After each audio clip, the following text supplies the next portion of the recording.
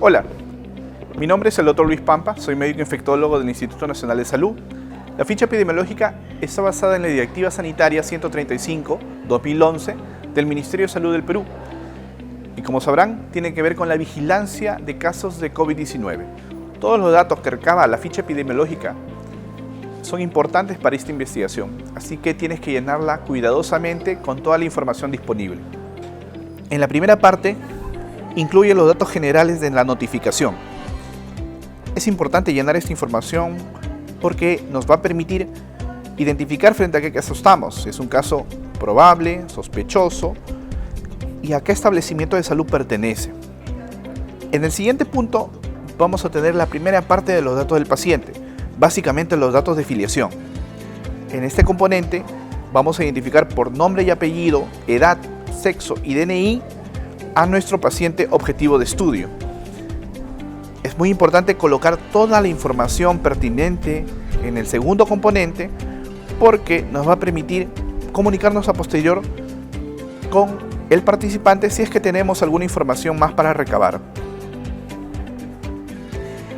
En la tercera parte tenemos los antecedentes epidemiológicos y patológicos.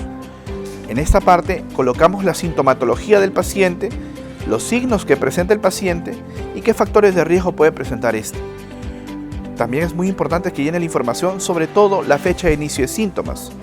No hay que olvidarnos que uno de los criterios importantes para esta investigación es que el paciente debe tener como mínimo 14 días desde el inicio de síntomas para ser incluidos en este estudio.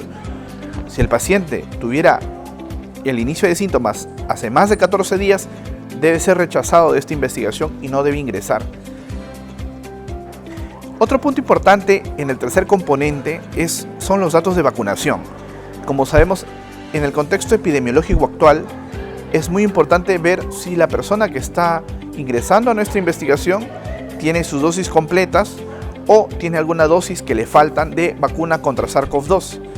Entonces, tanto la fecha de vacunación de la primera dosis o segunda dosis o dosis adicionales tiene que estar registrada en este componente. En el cuarto componente de hospitalización vamos a llenar los datos de aquellos pacientes que están hospitalizados o se han hospitalizado en un establecimiento de salud. En este componente es importante ver en qué servicio están hospitalizados y en qué establecimiento de salud. Esta parte es muy importante para valorar a aquellos pacientes que puedan tener un cuadro más severo de la enfermedad. Si el paciente no está hospitalizado, sino es un paciente ambulatorio, no se llena este componente.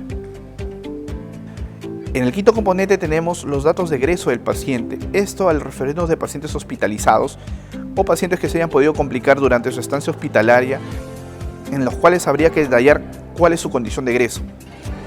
En el sexto componente tenemos la prueba de laboratorio o la parte del laboratorio, que acá vamos a detallar la fecha en la cual ha sido realizada la prueba molecular. Y en el último componente vamos a detallar si el paciente hubiera tenido algún caso de reinfección, ¿no?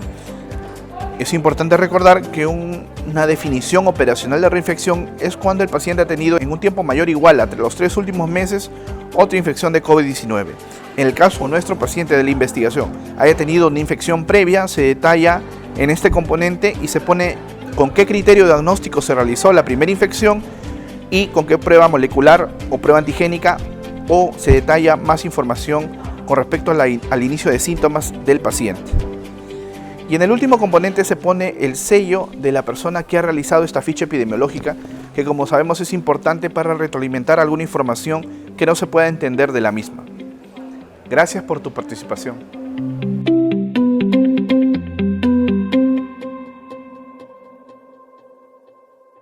Siempre con el pueblo. Gobierno del Perú.